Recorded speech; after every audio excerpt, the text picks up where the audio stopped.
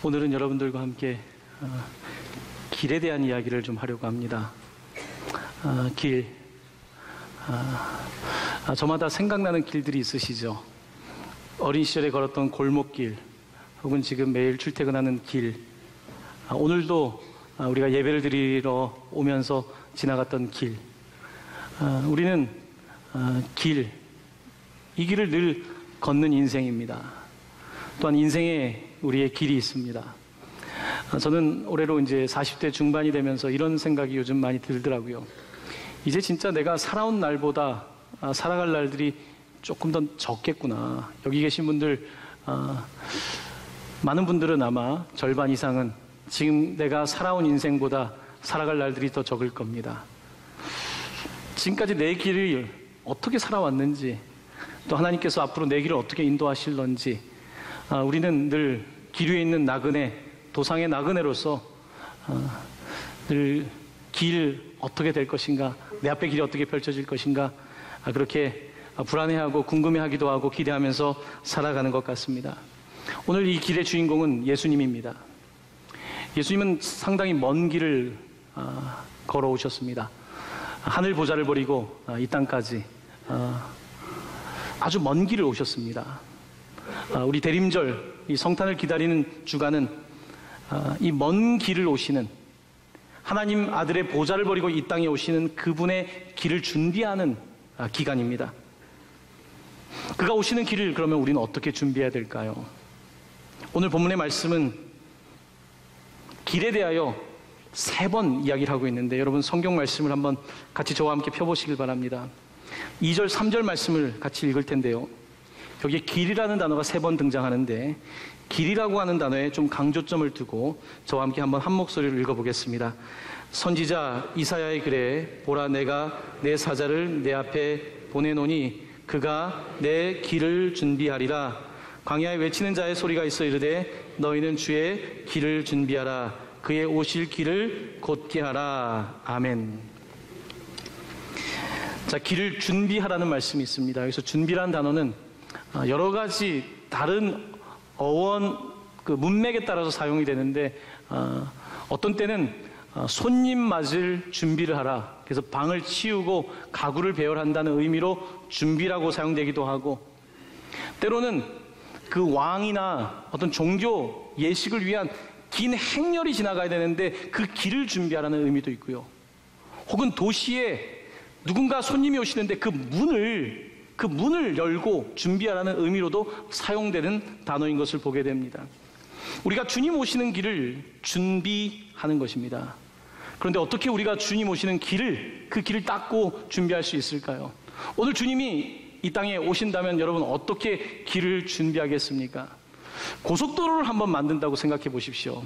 건설하시는 분들은 잘 아시겠죠. 저는 겨우 대학교 때 일터에서, 건축 현장에서 알바로 좀 일한 것 외에는 건축을 일을 해본 적도 없고 잘 알지도 못합니다. 여러분, 고속도로를 만든다면 어떠한 관점에서 만들어야 되겠습니까?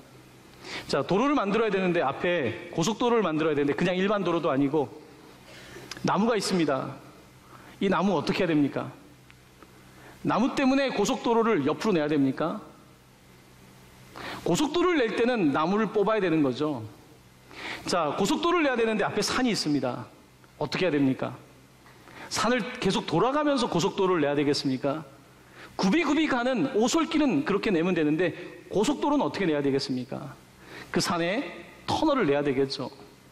예전에 만든 고속도로는 터널 만드는 것이 어려웠기 때문에 굽이굽이 만들었지만, 지금 도로는 이 산을 뚫고 이 길을 만들지 않습니까? 자, 우리에게 주님 오시는 길을 만든다는 의미는 곧게 하는 것입니다.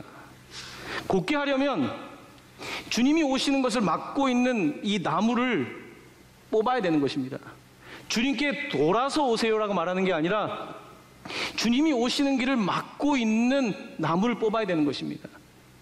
주님이 오시는 길을 막고 있는 산이 있다면 이 산을 들어서 바다에 던지라고 하셨던 말씀처럼 산을 제거하고 터널을 뚫고, 이것이 길을 준비하는, 왕의 길을 준비하는 사람의 태도일 것입니다. 여러분, 한 해를 살면서 주님과 함께하는 길을 어떻게 걸으셨습니까? 때때로 내가 정해놓은 이 나무가 있으니까 주님 좀 돌아서 가시지요.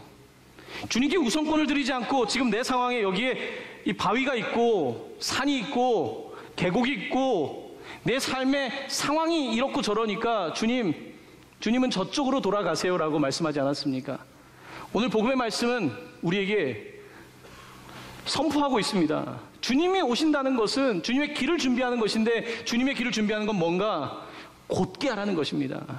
그분이 올 수 있도록, 직접적으로 내게 올 수 있도록 지금 주님을 막고 있는 것들을 제거하라, 이렇게 말씀하고 있는 것입니다. 올해 한 해를 살아오면서 정말 주님을 위한 직선 길을 내었는가 다시 돌아보게 됩니다. 정말 주님이 내 삶에 직접적으로 관여할 수 있도록 했던가, 아니면 내 길에 내 길을 내기 위해서 주님 비껴가라고 했던가. 우리는 1년을 살아오면서 뭐 이런저런 생각을 하게 됩니다. 특별히 저는 요즘 그 가을 이후에 제 인생에 대한, 또한 교회 목회에 대한 생각을 참 많이 하고 있습니다. 거기에 대한 기도가 계속 나오는데요. 5년 동안 제가 담임 목회를 하면서 많은 고민이 있습니다. 앞으로 지금까지 5년 동안 걸어왔던 길, 또 다른 5년, 앞으로 목회의 길은 어떻게 걸어가야 되는가? 또한 교회를 바라보면서 늘 고민이 있습니다. 동강교회가 이제 41주년이 됐는데 앞으로 남은 또 41주년의 길은 어떻게 걸어갈 것인가? 분명히 길을 내야 되는데, 주님이 가실 수 있도록 길을 내야 되는데 지금 우리는 어떤 길을 내고 있는가? 그렇게 생각을 해보니까 때때로 우리가 주님이 가실 길을 곧장 내지 않고 주님께 돌아가세요라고 말씀드리는 것 같은 모습이 보이기 시작했습니다. 또한 여러분의 삶에, 제 삶에, 우리의 모습 속에 그런 모습이 있다는 것을 발견하게 되었습니다. 그러는 가운데 어떻게 하면 앞으로 교회에 더 길을 바르게 낼 것인가 고민하는 중에 얼마 전에 여러분들에게 설문지를 돌린 적이 있었습니다. 그 설문지를 제가 드리면서 교회의 미래에 대해서 조금이나마 함께 공감을 하려는 목적이 있었는데요. 교회가 된다는 것이 무엇일까? 그러니까 동강교회가 남은 앞에 가야 될 길이 있는데 어떤 길을 가야 될까? 보통 우리는 내가 시간을 정해놓고 주님은 좀 돌아가십시오. 나는 딱 요만큼만 죽게 하겠습니다. 주일날 딱 예배하는 것이면 내가 하겠습니다. 그러니까 내가 이걸 정하죠. 내가 시간을 지배하고 내가 내 삶의 주인이니까. 자, 그런데 제가 여러분들과 함께 나누고 싶은 것은, 교회가 된다는 것은, 자, 지금 주님이 오실 수 있도록 길을 곧게 한다는 것은 주님과의 내 관계에서 나를 좀 막고 있는 나무가 있다면 이것을 어떻게 해야 되냐는 겁니다. 뽑아내야 된다는 겁니다. 주님과의 관계를 더 돈독하게 하기 위해서, 교회가 교회되기 위해서 해야 될 일들은, 산이 있으면 주님 돌아가세요라고 말하는 것이 아니라 주님 저희가 이 산을 어떻게 해볼 텐데 도와주십시오. 자, 우리가 계곡이 있다면, 계곡을 지나가는 길을 내기가 어렵다면 생각을 해야 되는 것입니다. 다리를 만들어서, 교량을 만들어서 여기서 여기까지 오게끔 하면 되는 것입니다. 교회가 된다는 것은, 우리가 함께 성도가 된다는 것은 이런 일들을 함께 하는 것입니다. 그래서 주님께서 우리 가운데 역사하실 수 있도록 끊임없이 고속도로를 내고 대로를 내는 것, 이것이 감당해야 될 일인데, 자, 이제 우리가 이 현대 사회라고 하는 굉장히 분주하고 경제적인 압박이 심해지고 자녀들의 경쟁이 치열해지는 세상을 살면서 저희들 가운데 신앙의 우선순위보다는 주님은 조금만 기다려 주십시오 하면서 우리의 길에 주님이 좀 어떻게 보면 우리를 막고 있는 것 같은 형국이 되는 것입니다. 저는 이와 같은 모습들을 바라보면서 조금 교회의 비전을 제시하고 싶은 것이 바로 이겁니다. 여러분들 주보에 보시면 그 주보 맨 뒷면 그 앞장 성경 그 읽기 성경 문제를 보시면 저희 교회에 5가지 비전이 적혀져 있습니다. 작년 40주년 행사 때 저희들이 선포했던 것인데요. 다시 한번 우리 교회가 어떤 방향으로 어떤 길을 가야 되는지 저와 함께 이 비전을 다시 한번 보았으면 좋겠습니다. 제가 1 하면 읽어주시고 2 하면 읽어주시면 되겠습니다. 1.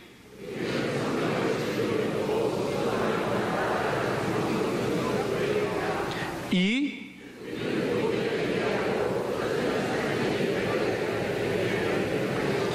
3.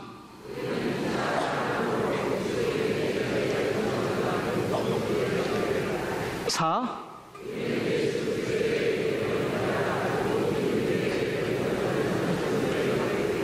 5.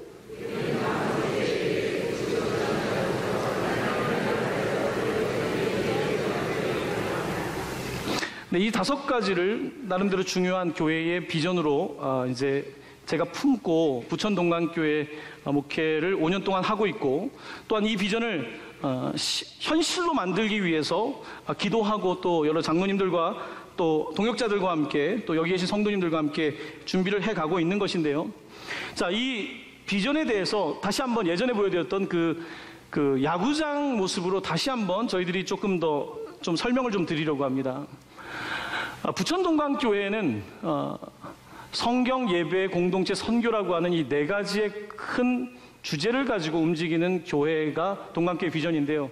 첫 번째, 성경입니다.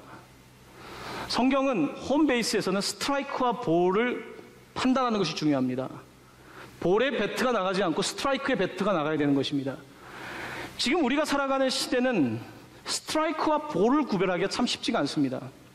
누가 옳고 그른지, 누가 거짓인지 참인지를 알기가 참 어렵습니다. 거짓 선지자와 진짜 선지자를 구별하는 것이 어렵고, 교회도 마찬가지입니다. 이와 같은 때에 부천 동강교회가 붙잡아야 될 첫 번째는 성경이라는 것입니다. 성경 말씀이 우리에게 스트라이크와 볼, 내 삶에서 스트라이크와 볼을 성경이 지시해주고 있고, 우리는 이 성경의 말씀의 권위를 따라 사는 공동체이다. 이것이 부천 동강교회의 첫 번째 비전입니다. 자, 두 번째는, 자, 그러면 교회가 무엇을 해야 되는가? 바로 일루베이스에 제가 예배라는 말씀을 드렸었습니다. 예배. 모이기를 힘쓰는 거. 저희 오늘 지금 예배 드리고 있지 않습니까? 교회의 본질은 말씀과 예배 아니겠습니까? 많은 성도님들이 부천 동강교회에서 예배를 드리고 있고, 예배를 그래도 정성껏 드린다고 저는 믿고 있습니다. 더 예배에 힘을 낼 필요가 있겠죠. 또 주중에도 구역에서도 모임을 해야 되겠는데, 자, 특별히 이 부분, 2루로 가는 부분이 굉장히 교회들이 어려워하는 부분입니다. 이 부분은 뭐냐면 바로 소모임입니다. 작년에 저희가 했던 오이코스, 확대 가족이라고 말을 씁니다. 그러니까 모여서, 성전에 모여서 함께 예배하고 집에서 떡을 뗀다는 사도행전의 말씀, 서로 집에 모여서 함께 삶을 나누는 이 오이코스 공동체의 모습을 더 가져야 되는데, 지금 우리 교회를 중심으로 해서 주변부는 굉장히 압박이 심합니다. 모이기보다는 모이기를 패하는 것이 더 쉬운 시대입니다. 모이면 복잡하거든요. 재정도 필요하고요, 시간도 필요하고, 또 맞지 않는 사람들과 있을 때 갈등이 일어날 수도 있고, 여러 가지 그런 상황들을 고려하게 될 때 사람들은 보통 그냥 나 개인적으로 신앙생활, 성경 말씀 읽고 그냥 예배만 드리면 내가 충분하다고 생각할 수 있습니다. 근데 여기 구조는 우리 교회의 목적인 선교, 땅끝까지로 복음 전하는 것을 약화시키는 구조입니다. 미국의 통계이지만 여러분, 우리가 화요일에도 전도대가 있고 목요일에도 교회 전도대가 있어서 길에서 전도를 합니다. 하지만 전도를 통해서, 길거리 전도를 통해서 복음을 듣는 사람은 미국의 데이터지만 1% 이하입니다. 1% 이하의 사람들이 열심히 길에서 전도를 해도 복음을 듣는 숫자가 적다는 것입니다. 자, 그러면 대부분의 사람들은 어떻게 복음을 듣고 구원을 받게 되는가? 바로 공동체를 통해서입니다. 가족들, 친척, 친구, 주변 이웃들과 함께 더불어 살아가면서 내 삶이 바뀌는 거예요. 그리고 내가 같이 소개해주고 싶은 사람이 있는 거예요. 우리 교회의 구역장님, 저 장로님을 소개시키고 싶고, 저 집사님을 소개시키고 싶고, 그러면서 옆에 있는 이웃들을 돌보아주기 시작하면서 이 공동체를 통한 전도가 되는데, 보통 이 퍼센테이지가 공동체 관계를 통한 전도가 보통 전도의 이게 정확한 통계는 아니지만 80%에서 90%까지 된다고 말합니다. 자, 부천 동강교회가 그러면 복음을 전하는 일을 하기 위해서는 이 공동체까지도 살아나야 되는 것이죠. 공동체가 지금 잘 안 된다고 평가할 수는 없습니다. 부천 동강교회 공동체가 있습니다. 구역이 아주 잘 되는 곳도 있고 기관도 잘 되는 곳들이 많이 있습니다. 작년에 어떤 기관은 자발적으로 선교팀을 꾸려서 일본 선교를 갔다 왔어요. 요 시즌에 크리스마스 때쯤에 자신들끼리 자비량으로 가서 크리스마스 캐롤을 부르고 같이 하고 왔습니다. 자, 제일 좋은 교회가 된다는 의미는 성경 말씀을 끊임없이 공부하고 예배하고 같이 모여서 삶을 나누다 보면 어떤 생각이 드냐면, 우리 모여서 밥만 먹지 말고 저기 있는 선교사님을 좀 돕자. 우리가 좀 같이 모여서 이번에 연탄 봉사를 한다던데 우리가 좀 해볼까? 우리가 부족하지만 함께 모여서 뭔가 좀 해보자. 이게 생겨나는 것이 이제 교회가 건강하게 돌아가는 모습인 거죠. 자, 이제 다시 홈으로 돌아오셔서, 이 야구선수 한번 돌려주세요.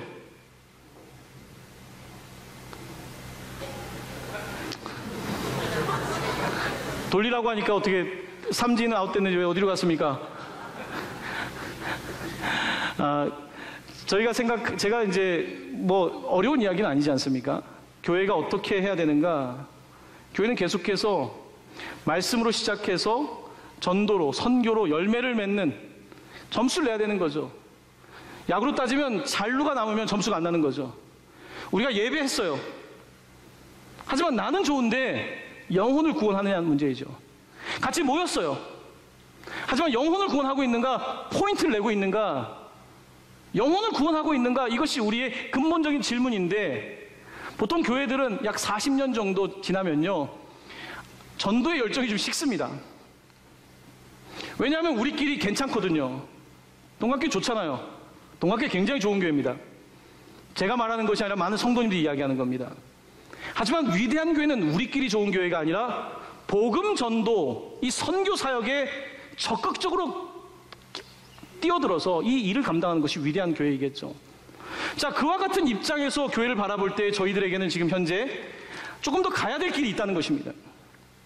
근데 이 가야 되는 길에 지금 산도 있고 계곡도 있고 강도 있고 여러 가지가 있는데, 이것들을 피해서 갈 것이냐 아니면 이것들을 돌파해서 갈 것이냐라고 하는 질문을 던졌을 때에 어떻게 해야 되겠냐는 것입니다. 조금 더 적극적인 스탠스를 가지고 이 시대의 교회를 바라보면서 정말 안타까운 마음을 가지고 우리가 조금 더 적극적으로 이 교회의 멤버로서, 교회의 성도로서 함께 해야 되는 것이 아니냐, 제가 그 말씀을 드리는 것입니다. 오늘 여러분들과 함께 저는 마가복음을 읽었습니다. 오늘 성서 일과는 저희들에게 마가복음의 복음을 주셨는데요, 이런 마가복음은 상당히 흥미로운 책입니다. 마가복음은 이렇게 설명할 수 있습니다. 성질 급한 사람들을 위한 복음서다. 자, 한번 따라해 보십시오. 성질 급한 사람들. 여러분 성질 급하시죠? 한국 사람들 성질이 급해요. 전 성질이 급합니다. 왜 마가복음이 성질이 급하냐면요, 마태복음은 성질이 급하지 않습니다. 아브라함, 다윗의 자손, 예수의 세계라고 해놓고서 누가 누구를 낳고 누가 누구를 낳고 누가 누구를 낳고, 마태복음은 굉장히 천천히 가는 복음서입니다. 누가복음은 성탄 이야기를 잘해주는 복음서입니다. 마리아에게 수태고지를 하고, 그리고 마리아가 베들레헴에 가서 요셉과 아기를 낳은 이야기, 어린 시절의 이야기를 많이 담고 있습니다. 요한복음은 태초에 말씀이 계시니라 태초부터 이야기를 하는데, 자, 한번 마가복음 펴보십시오. 다시 마가복음 1장 1절 말씀을 보시기 바랍니다. 우리 이 말씀 같이 읽습니다. 시작. 하나님의 아들 예수 그리스도의 복음의 시작이라. 그러고 나서 세례 요한에게 세례받은 이야기가 바로 등장합니다. 마가복음은 굉장히 성질이 급합니다. 마가복음은 예수 그리스도의 복음의 시작이다, 지금 급한 거예요. 마가복음 예수의 복음의 시작인데, 예수님이 세례를 받으시고 이 동네 가셔서 복음을 전하셨고 저 동네 가서 복음을 전하셨고 병자가 나섰고 귀신 들린 사람이 떠나갔고 예수님께서 죽으셨고 부활하셨고 오실 것이다. 숨도 안 쉬고 달립니다. 제가 미국의 신학교에서 마가복음을 배울 때요, 저는 은혜를 받았어요. 마가복음에 가장 많이 등장하는 접속사가 즉시입니다. 즉시. immediately. 즉시. 마가복음은 즉시. 급합니다. 지금 우리가 살아가는 세상 속에서 뭐 족보 따지고 하는 복음서도 있지만, 마가복음은 족보를 따지고 무엇을 따지는 그 시간이 아니라 예수 그리스도의 복음의 시작이다. 시작되었다. 정말 지금 죽어가고 있는 사람들을 위하여 이 복음을 전해야 된다. 예수님이 그 일을 하기 위해서 하늘 보좌를 버리고 여기 오셨다. 이것을 너무나 빨리 진행시키고 있는 것입니다. 사랑하는 성도 여러분, 우리가 어떤 일을 할 때 사력 있게 하는 것이 중요하지만, 마가복음은, 어떤 책은 참 사력 깊은 책도 있지만 마가복음은요, 상황에 따라 틀리겠지만 지금 think about, 생각해 볼 시간 없습니다. think about, 생각해보고 또 생각해보고. 마가복음은 그런 복음이 아니에요. 적어도 마가복음은 예수님이 이 땅에 오셨고 지금 즉각적으로 반응해야 된다는 것을 말씀하고 있습니다. 제자들을 부를 때 즉시 그물과 배와 아버지를 버려두고 예수를 따라갔던 이야기가 바로 마가복음의 이야기입니다. 교회, 이제는 처음 부르심을 받을 때의 그 즉각적인 반응, 교회를 개척할 때 그 즉각적인 반응, 주님 우리가 주를 위하여 일을 감당하겠습니다. 이 반응보다는 이제 동방교회 같이 역사가 조금 되어가고 대형화되는 교회들의 특징은 이제는 그저 예배하고 개인적인 신앙생활을 하겠다는 것이 교회 모습으로 바뀌는 것입니다. 하지만 분명한 것은 철치 멤버라고 하는 뜻은, 교회의 멤버가 된다는 의미는 그저 예배하는 것이 아니라 함께 삶을 나누고 주의 복음을 위하여 내가 적극적으로 감당한다는 것, 바로 이것이 교회의 모습이고 모습이어야 하는 것입니다. 사랑하는 성도 여러분, 저는 그 목회를 하면서 저의 마음에 담아있는 말이 있습니다. 원로 목사님께서 목회를 시작하는 저에게 이런 조언을 해주셨습니다. 목회를 할 때에 작은 교회에 부임을 하면 교회를 목사가 크게 성장시키면 될 것이고, 아픈 교회 가면 교회를 낫게 하면 될 것이고, 죽은 교회가 있으면 살리면 될 것이고, 목사는 그렇게 사는 것이다. 교회란 그저 우리끼리 현재 상태를 유지하는 것이 아니라 날마다 길을 만드는 교회, 날마다 고속도로를 내는 교회, 이런 교회가 되는 것이 우리가 가야 될 교회의 방향이고 우리 주님께서 그 일을 감당하신 것 아니겠습니까? 하늘 보좌를 버리고 이 땅까지 오시는 주님, 우리는 어떻게 반응해야 되겠습니까? 하늘을 돌아보십시오. 여러분의 현재 신앙생활을 보십시오. 왜 주님에게 돌아가라고 말씀하십니까? 내가 가면 될 것을 왜 주님께 돌아가라고, 나무 한 그릇 때문에 주님이 돌아가셔야 되겠습니까? 요 앞에 있는 웅덩이 하나 때문에 고속도로를 옆으로 내야 되겠습니까? 아니면 이 웅덩이를 메꾸어야 되겠습니까? 산이라도 들어서 옮겨야 될 것 아니겠습니까? 계곡이라고 한다면 다리를 씌우면 될 것 아니겠습니까? 왜 하나님께서 우리에게 그런 은사와 능력들을 주셨음에도 불구하고 왜 우리는 계속해서 여기에 머물러 있습니까? 사랑하는 성도 여러분, 저는 한 해를 마감하면서 이제 그 시점에서 마가복음을 읽으면서 그 신학교 때 열정이 오는 거예요. 즉시, 유목사 즉시야, 즉시, 복음은 즉시야, 즉각적인 반응이고 내년에 하겠다는 거 소용없어. 즉각적인 반응이 일어나지 않는다면 아무것도 이루어지지 않는다는 그런 음성을 듣게 됩니다. 사랑하는 성도 여러분, 망설이고 계십니까? 두려워하십니까? 1년을 또 기다리시겠습니까? 아니면 주님 부르실 때 즉각적으로 반응하시겠습니까? 저는 부천동강교회가 그냥 그런 교회로 멈추기를 원하지 않습니다. 우리 주님도 원하시지 않을 것입니다. 저는 부천동강교회 여러분들과 함께 계속해서 위대한 교회를 향하여 나아가는 그런 교회를 꿈꾸며 반드시 그와 같은 현실을 만들어낼 것입니다. 여러분들의 협력과 여러분들의 헌신이 필요합니다. 다시 한번 여러분들 자신을 돌아보시며 헌신할 수 있기를 예수님의 이름으로 간절히 축원합니다. 아멘.